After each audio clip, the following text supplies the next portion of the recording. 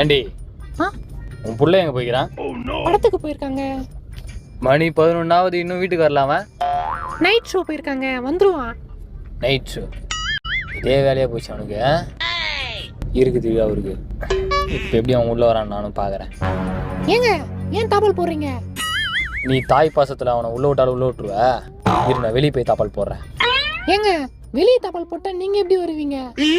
ஏய் நான் முட்டாளா? நான் பின்வாசல் வழியாக உள்ள வந்துடுவேன்டி. கேனச்சிருக்கி இவன் இன்னைக்கு எப்படி உள்ள வரான்னு நானும் பார்க்குறேன். நாய் வந்து கதவு தட்டான் அப்போ இருக்குது.